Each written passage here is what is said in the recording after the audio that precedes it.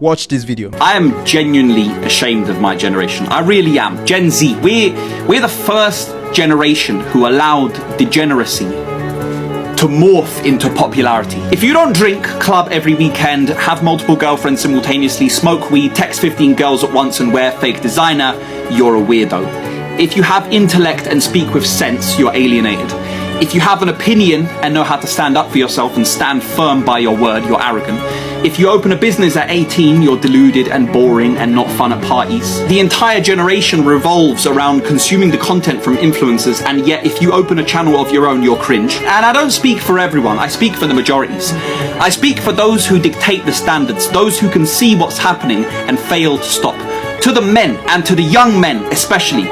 Because in a world that is falling apart, in a society that is falling to degeneracy wherever you look, where innocence is lost, where family connection is not cool, where laziness, hedonism, gluttony, greed and denial are everywhere, and where everything as it is on edge, in a time where riches are up for grabs, and if you miss it by this much you fall into the pit of slavery, where relationships have become fleeting hormonal escapes, where faith is evaporating, divide is everywhere. If it's not war between countries, it's sides of countries that hate each other. If it's not different cities of countries that hate each other, then the towns do. If the towns don't hate each other, then the neighbors do. And when the neighbors don't, we turn to each other interpersonally, and you see it at the dinner table in individual households. In these times, you want change. You want there to be a drastic shift in the mentality to alter the trajectory that things are taking and have been taking for the last 10, 15 years. You look to the ones who can make a difference in the future, and you look to the men, to the young men, the next generation of leaders, the minds and bodies who will dictate the strength and intelligence at which we can operate through the next decades and bring up children of the next generation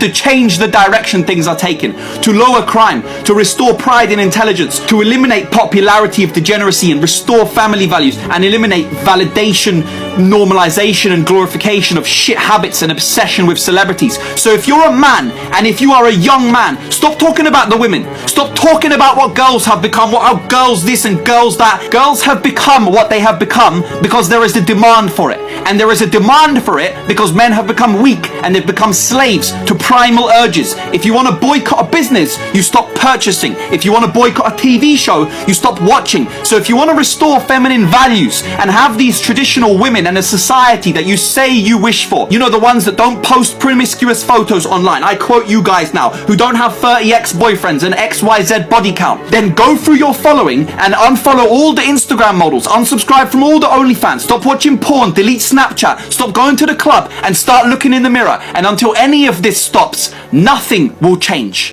Men, I've said this in a previous video, become responsible. Everything in the universe depends on you as the man. Go to Genesis. When the Lord created Adam, he gave him dominion over everything that was created, everything that was made. You must understand that everything is depending on you, and even the woman. And so for that reason alone, we must step up, take responsibility, work on your character, stop clubbing, stop drinking, stop smoking, stop womanizing, stop all of it, stop patronizing those women. When you stop it, many of these things are going to drastically stop. Women are not that powerful. We have just given them strength.